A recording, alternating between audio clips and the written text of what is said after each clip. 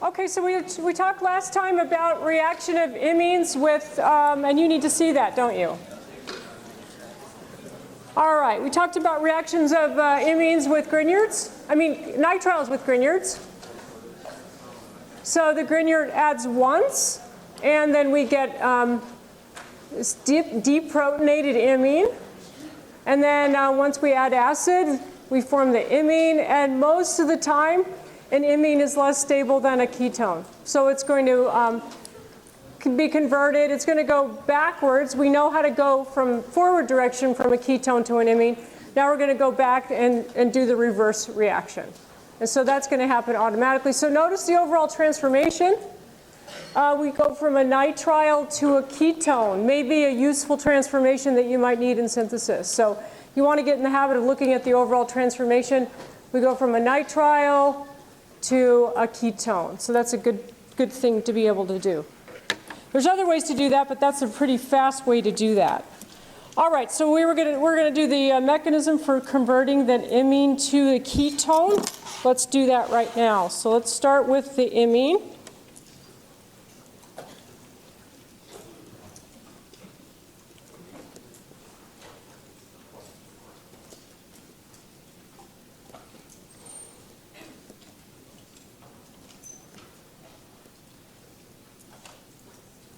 All right, so there's our imine.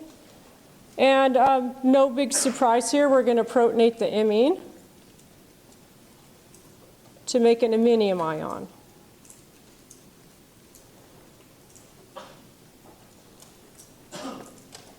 And of course, once we protonate that imine, just the same thing that happens when we protonate a carbonyl, we make the carbonyl more electrophilic. When we protonate an imine to make an iminium ion, we're also making it more electrophilic, so that a weak nucleophile can attack. The weak nucleophile that's going to attack is water.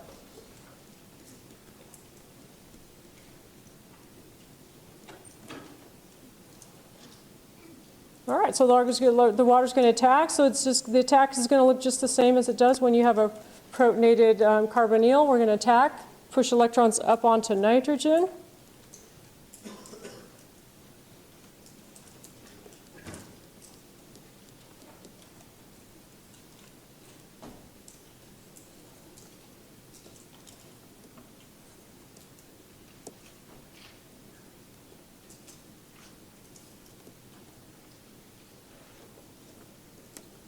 All right, so the water that just attacked, that's going to stay. So the groups that stay, we're going to deprotonate. And then that water that just attacked, that oxygen is going to become the carbonyl. Okay, so we need to lose ammonia, but in an acid catalyzed mechanism, we're always going to protonate the leaving group before it leaves. So that's what we'll do first.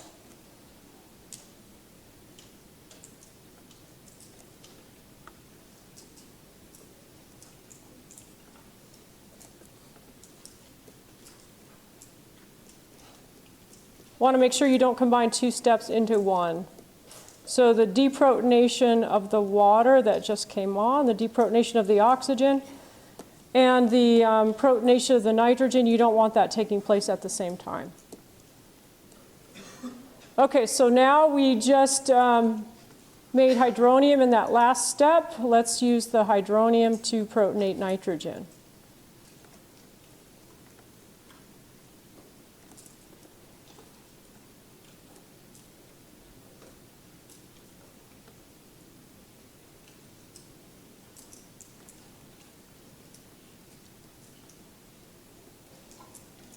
And of course, once we protonate nitrogen, it's going to be ready to leave.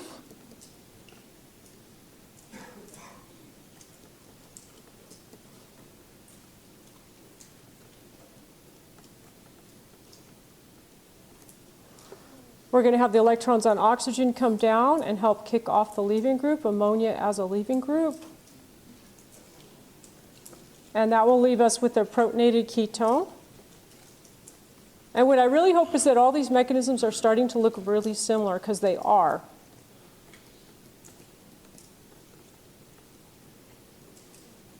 And that ammonia that just kicked off, we can come and have that deprotonate. We could have water deprotonate also, but we also could have ammonia deprotonate. I'll draw both of them. You could use either. But even if you have ammonia deprotonate, even if you have water deprotonate, the H3O plus that you make is going to react with the ammonia so that you will get ammonium ion as your side product. And that's something you want to keep in mind when you're doing the sapling problems.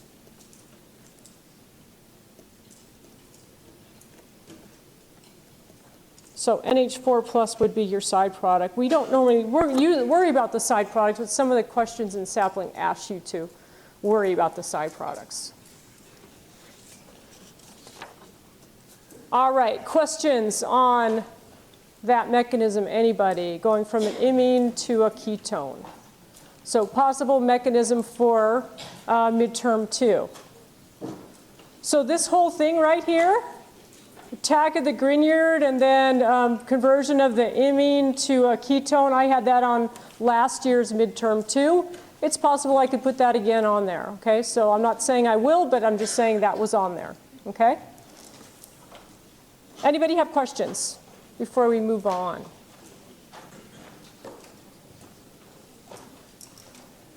All right, let's predict another new reaction, lithium aluminum hydride plus a nitrile.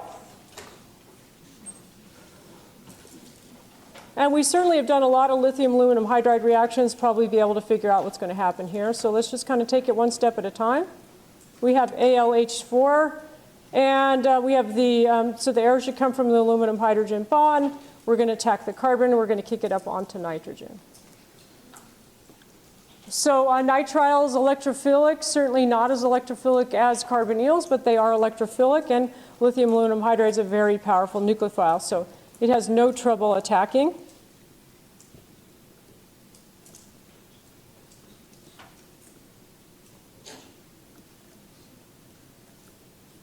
So we've got the negatively charged nitrogen with two sets of lone pairs, and we have the AlH3 that we just formed in the last step.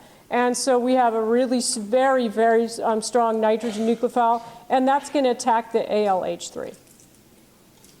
So this has a lot of features in common with the lithium aluminum hydride plus the carboxylic acid or plus the amide.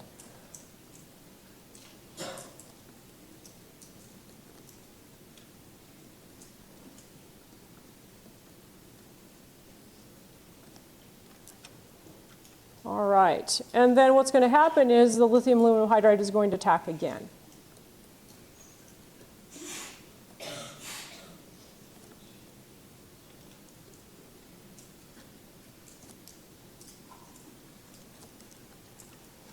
So that AlH3, remember when we did this with lithium aluminum hydride plus a carboxylic acid, we had AlH3, and that kind of behaved like a methoxy group. And so this is going to behave kind of like a methyl group attached to nitrogen. Okay, so same idea. So that's going to attack twice.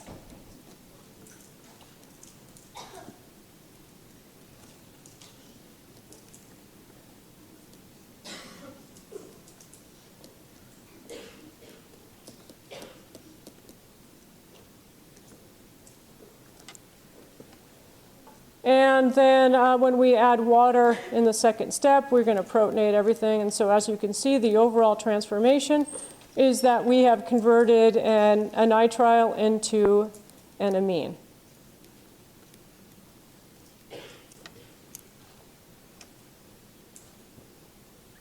All right, so that's so look at the overall transformation. We've gone from a nitrile. So basically, what we're doing is we're adding 2 equivalents of H2 across that triple bond. One equivalent here, and then we do it one more time, and so we end up getting an amine.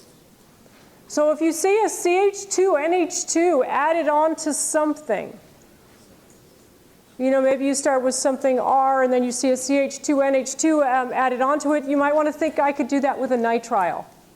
Okay? Not directly, but I could certainly do that with a nitrile. Yes? Well, we could protonate the nitrogen, and the water's also going to attack the aluminum, and so it's kind of involved. I don't think we need to go to that extent. I usually don't, but it's just like if you have Grignard salts in there and you add water, those come off also. So The nitrogen certainly can attack directly with the water, and then the aluminum is also going to have water attack the aluminum. I don't want to get involved in the whole nitty-gritty of that because you don't really need to worry about it. Just kind of suffice to say everything's going to be protonated. Okay? All right. I did it one time because I do get some students asking me that question, and everyone in the whole class was just like, oh God, we need to know this. You know, it gets involved with all the things happening with the aluminum, so we're just not going to worry about it. Okay? All right. Okay, so that's the idea. Let's, this is the mechanism we want to use for this. You don't want to use the book mechanism. I don't know, some of you may still have the second edition. I don't want you to use the book mechanism for this. In the second edition, they did something like this. The first step was the same. You could probably buy the second edition for $10, so, or $10 or $20, so I'm sure maybe some people have it. They did that, and then they added it again, just straight. So this is what it looked like. And they added one more time to make N2 minus. I don't want you to do that.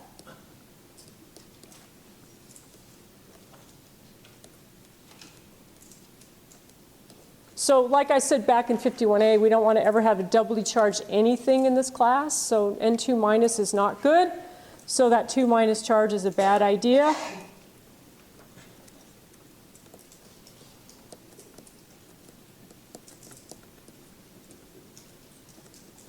So in the third edition, they changed it. They must have gotten complaints. I don't know. So they did something similar to what we've done. First step looks the same.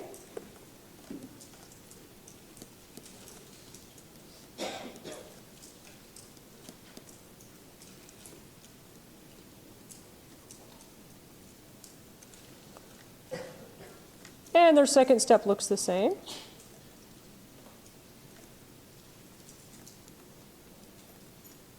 So there's always a question when you're teaching, the first year of organic chemistry, how much do we really want to show you? And you always have to make a decision on how much to show, how much not to show, because things are oftentimes more complicated than we're showing. So it looks like that. And then they did this sort of thing. H3Al like this. And then they had this coming in up here. They have this coming in. This is, I believe, in the third and the fourth edition both. And they have sort of and I'll do red arrows for this.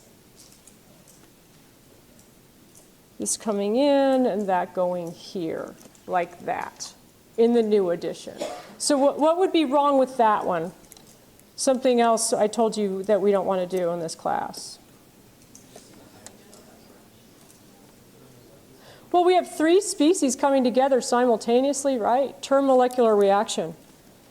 So that's the problem with that.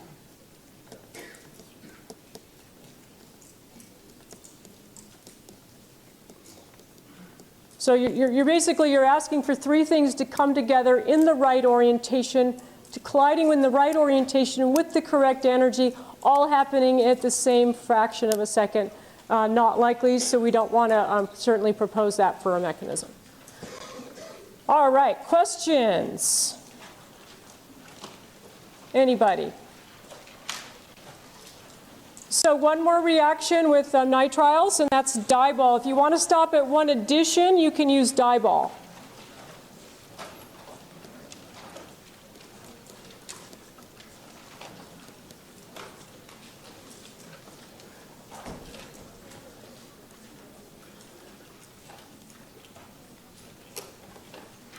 And we know that dibol behaves a little differently. It's an aluminum species with only 3 groups, so it only has 6 electrons in its valence shell, so it's looking for lone pairs to donate electrons, to grab electrons from, and so the nitrogen is going to donate its electron pair. And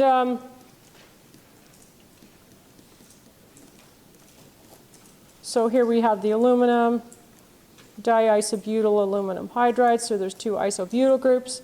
And we have a hydride right here that's ready to be transferred intramolecularly boom, just like this.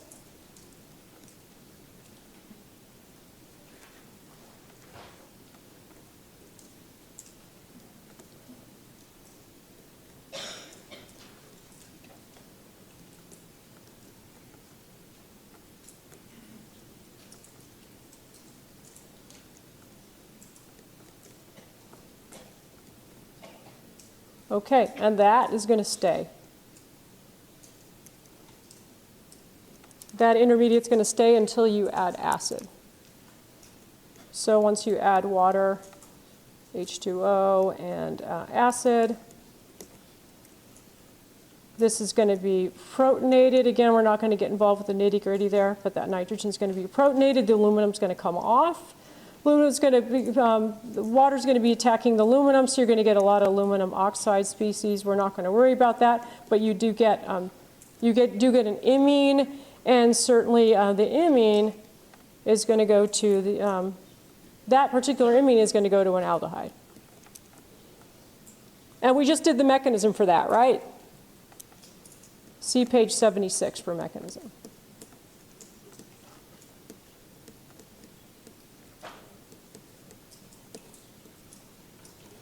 So I don't know how well that reaction works. I don't know if that works as advertised. Certainly diol with esters doesn't work very well. How about this one? Nobody knows. Nobody does. It's done it. Okay. Yeah, question.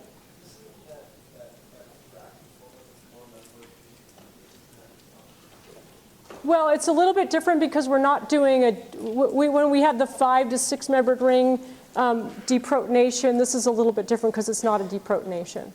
And that, you know, the diol can also come in from the outside also, but it tends to go intramolecularly. Okay? All right, and that is chapter 22. We're ready to move on to chapter 23. Everybody good so far? I can save, hit save.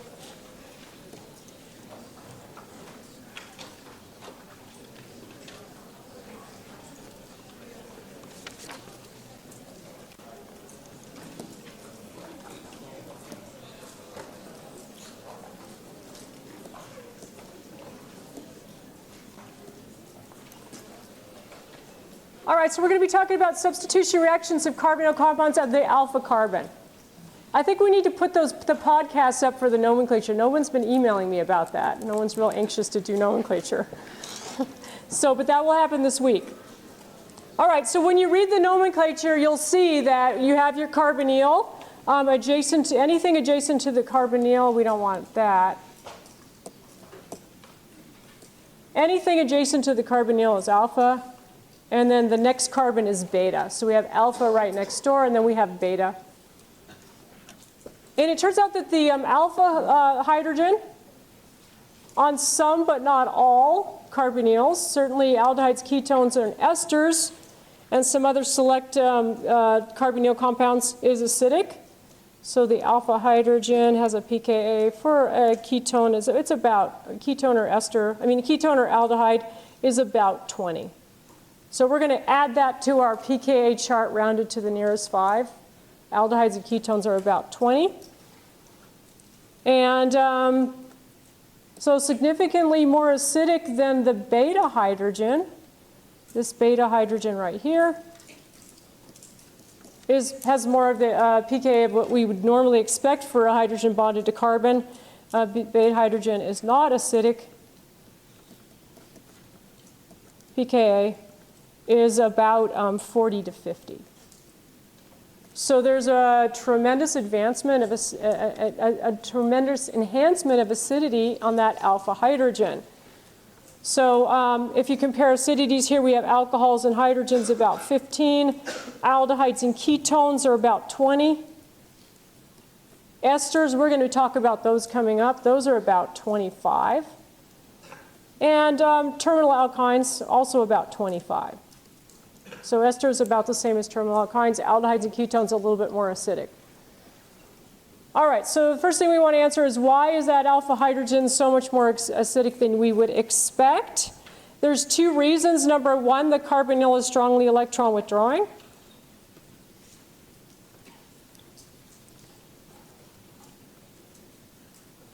All right, so let's have generic base come in. Remove that acidic hydrogen. And take a look at the conjugate base.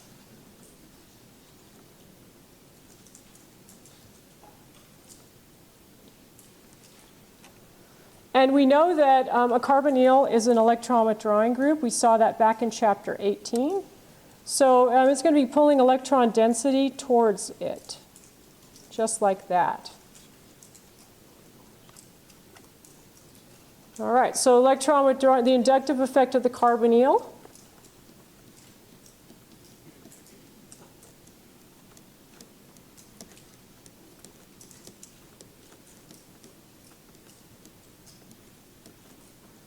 Makes the carbon less negative, right? Less charged, less negative.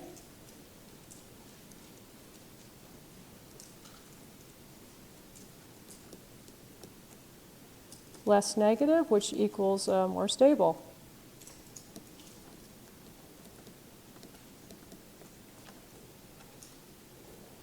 We can also think of it by the fact that that carbon is sp2 hybridized. sp2 hybridized carbon is more electronegative, so it's pulling electron density towards itself. You can think of it that way. Let's add that, in case you were thinking that way instead. Carbonyl carbon is sp2 hybridized.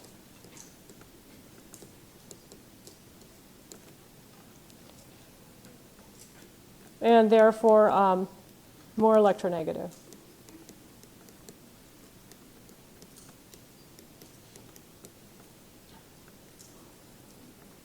And therefore this also makes the carbon less negative. Therefore makes the alpha carbon less negative. So 2 ways to think about the same thing. So that's reason number 1. Reason number 2 is the loss of the alpha hydrogen gives a resonance stabilized anion. We actually have 3 reasons. This is probably what you would have thought of if I asked you what the reason why this is so much more acidic. If we remove that alpha hydrogen,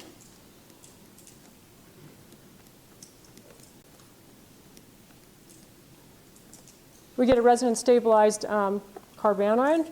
We can move electrons up onto oxygen.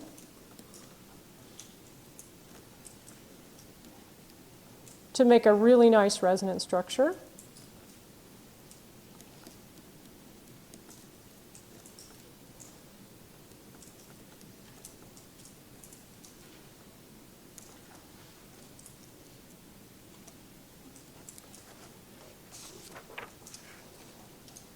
Which one of those is major? First one or the second one? Second one's major because we have the negative charge on oxygen. So we have minor, major. This one is the major resonance structure. This is the minor. But together, those make a resonance stabilized, and we call this an enolate ion.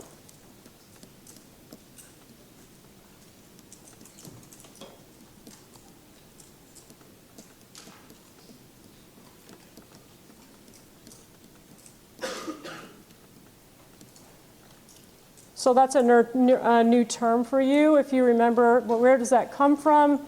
If you remember back in 51B, when we learned about Enol.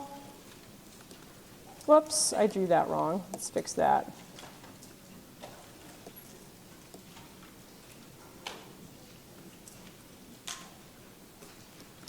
Remember enols from chapter 10? That's an enol. And if you deprotonate an enol, that you get an enolate.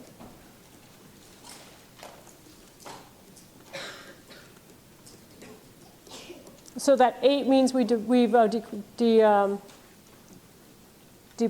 that oxygen. So it's just kind of like a carboxy group. You deprotonate a carboxy group, you get a carboxylate. So that's where that name comes from. And so that one's the second one is major because the negative charge is on the more electronegative atom.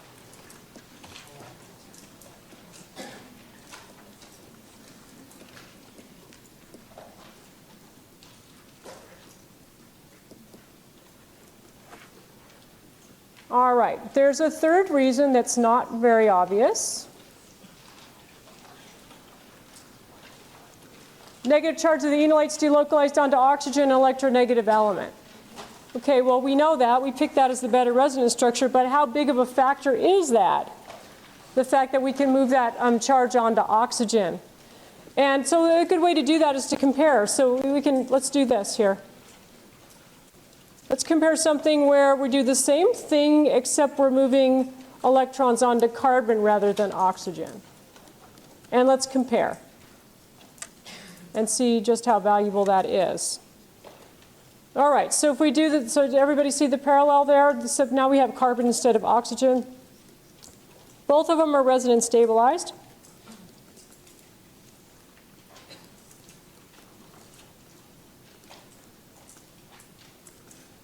And then we can go boom, boom, move charges onto carbon. We can create the second resonance structure.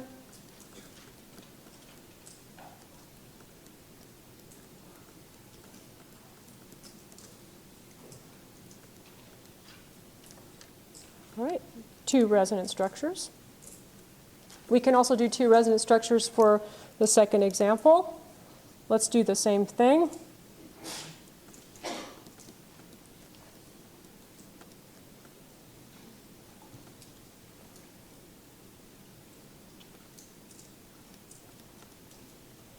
So we're going to move electrons around here over onto oxygen. So we'll throw some lone pairs on oxygen.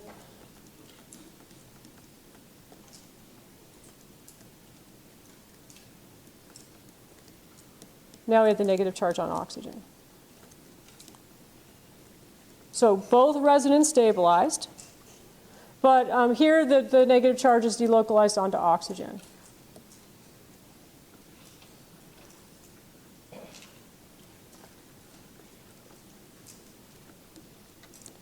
So negative charge.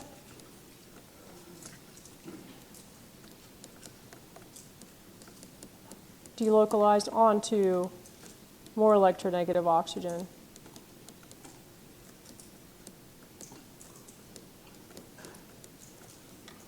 This one also resonance stabilized.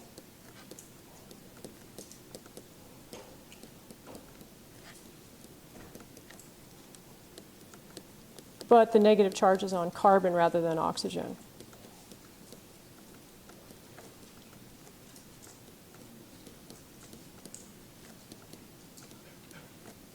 So what's the difference in pKa for these guys? This one here on pKa about 20, as we said on the previous page. This one here, pKa 42. Okay, so it's not just 22 times more acidic, it's 10 to the 22nd times more acidic to take that negative charge and push it onto oxygen. So that's very valuable here. All right, so for all of those reasons here. Nitroalkanes, nitriles, and N-disubstituted amides also have unusually acidic alpha hydrogens. So here's some other examples here. This one here, pKa 26, pKa 8.6, and over here, pKa 30. So not super good, but also with acidic hydrogens. Why does it have to be N disubstituted? Why do we have to have 2 methyls here for that proton to be acidic? If I just replace that with, if I just put NH2 there, could we remove that alpha hydrogen? No, because that hydrogen on nitrogen is going to be more acidic, right? Okay, and then once you remove the hydrogen on nitrogen, that changes everything. So for a carboxylic acid, the alpha hydrogen is not acidic, right? Because when you add base, what's going to happen? You're going to remove the proton on nitrogen, and likewise for an amide. So it has to be N disubstituted. And so all of those can be deprotonated, and you can see that the conjugate bases for these guys, I'm not going to draw all the resonance structures, but you can kind of get an idea what we're doing here. Here we're moving electrons onto nitrogen for that conjugate base.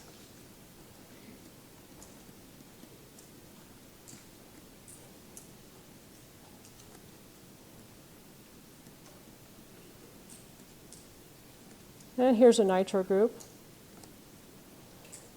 And we can move electrons up onto oxygen here. And this one's actually significantly more acidic, even better than a ketone or aldehyde. And an disubstituted compound here, we can move electrons onto oxygen.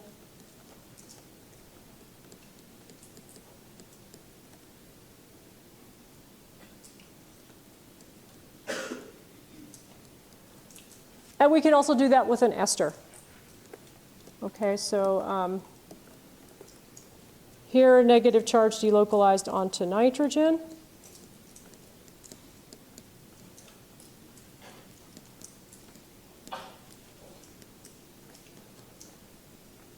In here, the negative charge is delocalized onto oxygen, which is better.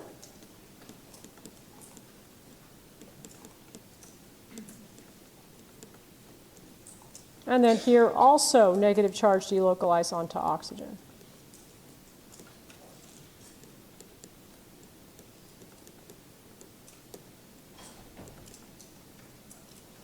Okay, and you may want to think about that kind of in the back of your head, why the amide is so much less acidic than these other two examples.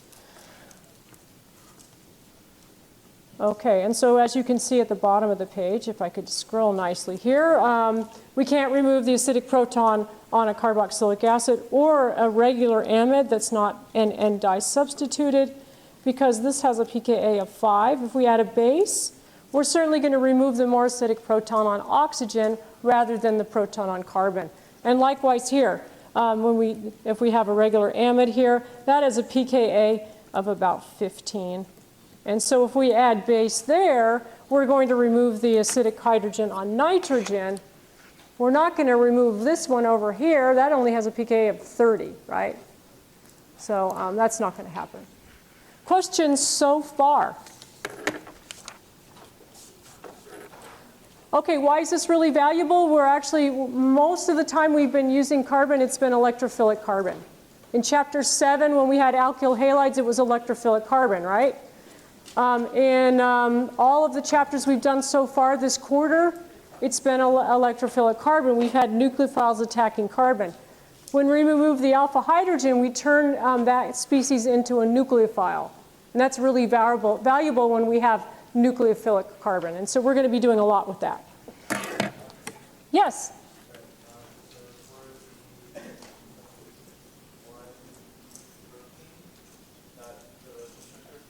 Mm-hmm.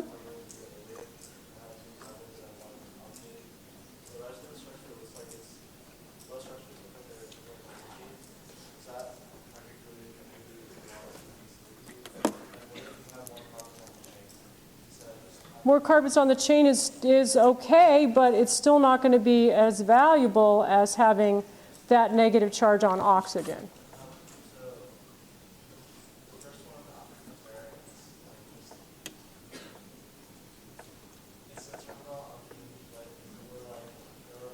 Even so, it's that negative charge on oxygen that's having the big effect here. So if this was even more conjugated, yeah, it would be more acidic, but not as acidic as having that oxygen there. Okay? All right, more questions? Anybody? Somebody else right here?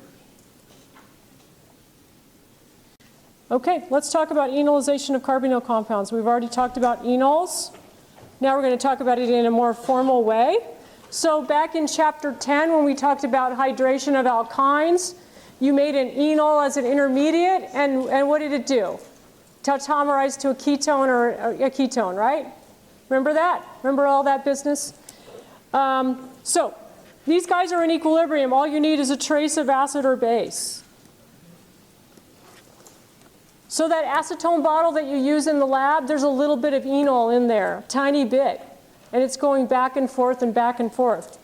At equilibrium, for this particular ketone, we have 99.98% keto form. And what we said back in chapter 10 was that most of the time the keto form is favored. There are some exceptions. And here's where we're going to talk about some exceptions. Here's the enol form here, 0.02%.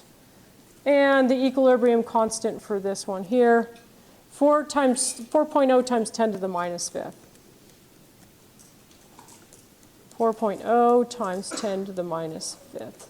So as you can see, the equilibrium strongly favors the keto form. Here's some other examples here.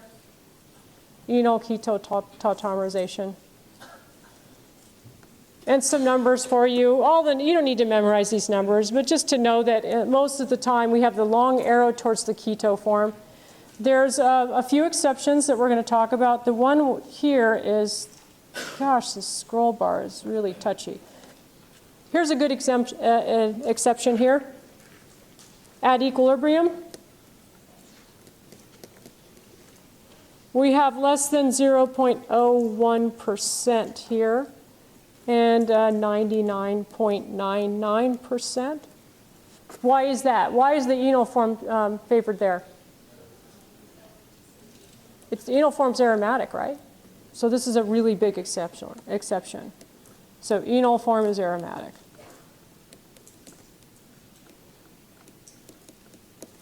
And therefore extremely stable.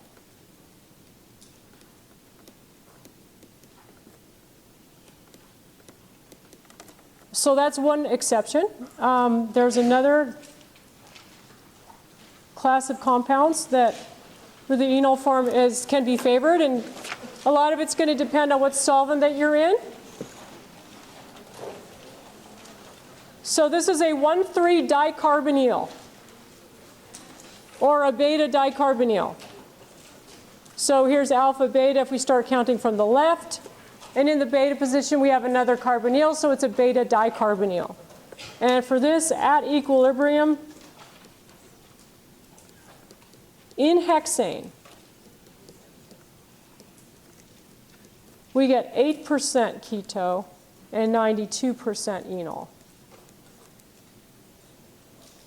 All right, so why would we favor enol here? What do you think?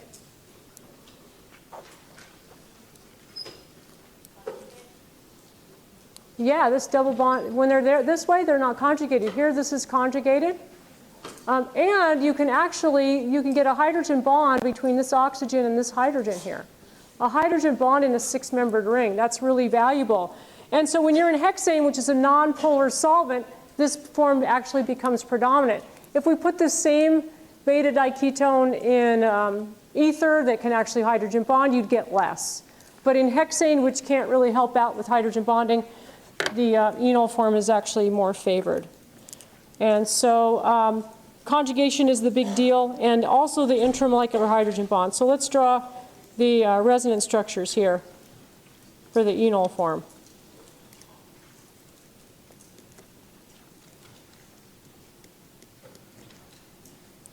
So we can move here. These electrons can go right here.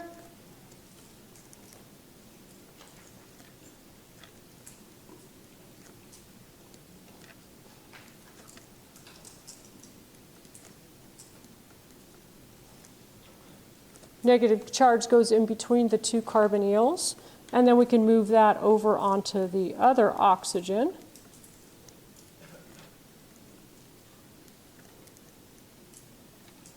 And so that's the resonance stabilization that's happening through that conjugated form. And you can see that even this third resonance structure here is also conjugated.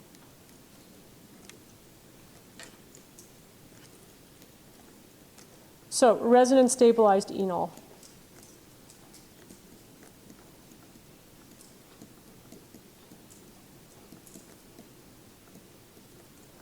And again, that intramolecular hydrogen bond, which is going to become very important in hexane. Let's look at that. Let's draw that out.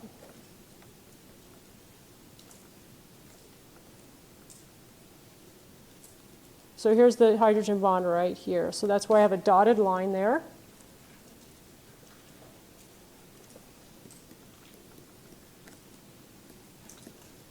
Intramolecular hydrogen bond. Especially important in nonpolar solvents.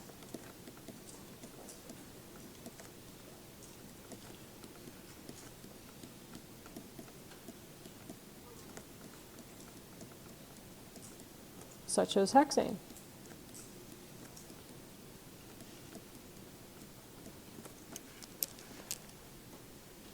All right, so what determines the percentage of enol form present at equilibrium? The percent of enol at equilibrium depends on the structure of the carbonyl compound, which determines the acidity of the alpha hydrogens.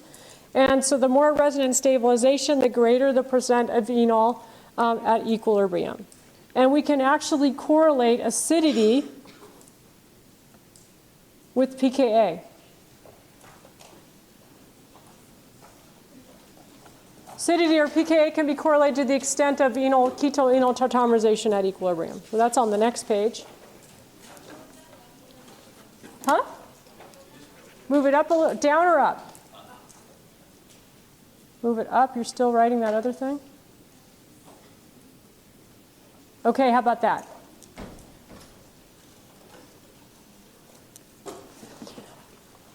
All right, so we're going to look at some carbonyl compounds. I'm going to be giving you pKa's, and we're going to be having a trends question on midterm 2 on these pKa's. So I'm going to scroll down. I have to, because I have to. Otherwise, I can't get to this. It's not scrolling right. Okay. So pKa's over to the left. Do not memorize these pKa's.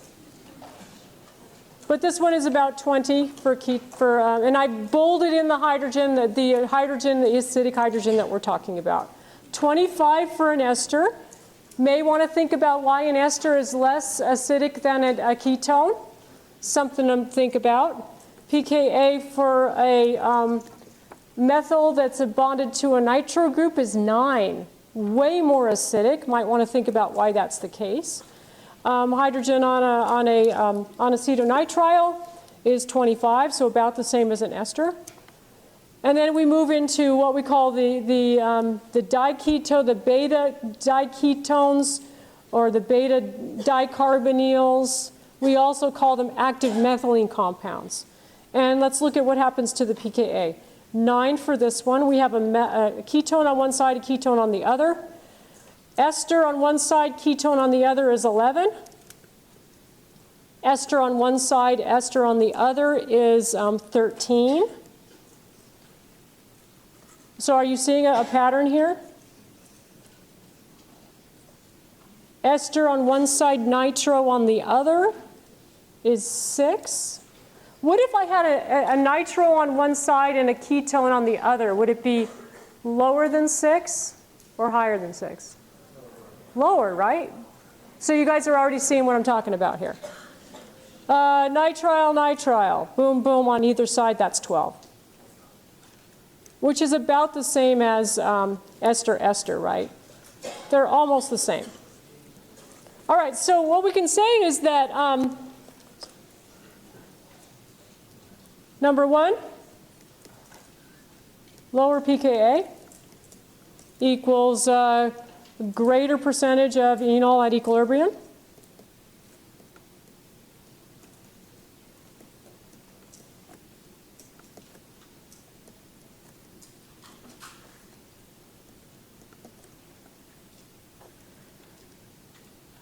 And number 2, some groups are better at stabilizing an adjacent negative charge than others.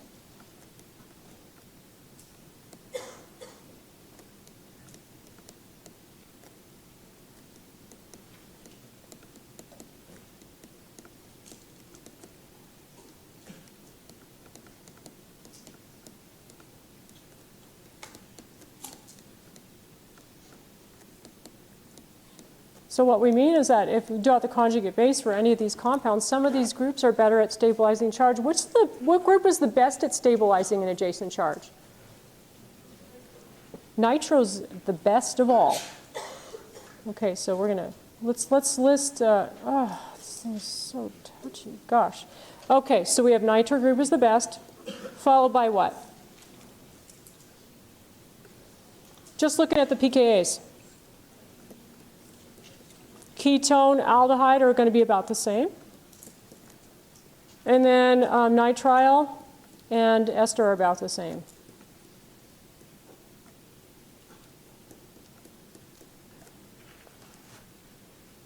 And that leads us to active methylene groups. That's an active methylene group that is alpha to 2-carbonyl to nitro or cyano groups is called an active methylene. The hydrogens in an active methylene group are easily removed by bases such as alkoxide because the resulting conjugate base is highly stabilized. So let's indicate, and I swear I'm just moving this like a fraction of a thing here.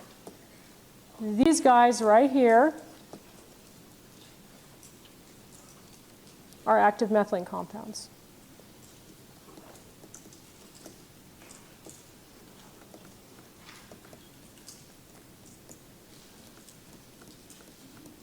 And these are so much more acidic because they have double stabilization. We can push electrons over onto one side, then we can push them over onto the other side. So doubly stabilized, active methylene. Ugh. All right, so let's compare.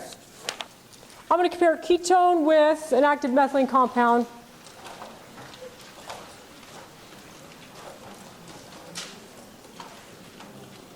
Let's change this to a 2. And let's do some arrow pushing here.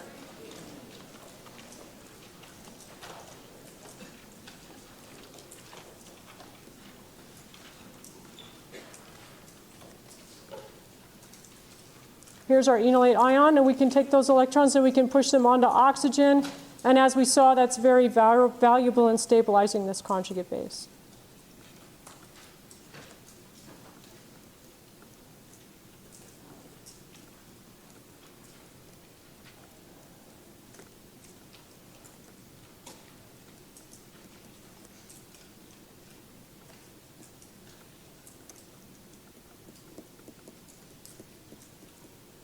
Let's look at the direction of equilibrium here. We have a pKa of about 20 for the first compound.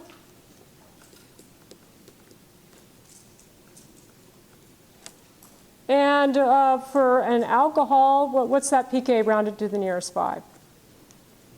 About 15, right? Those things come in handy. So as you can see, at equilibrium, the ketone is favored. And the ratio at equilibrium,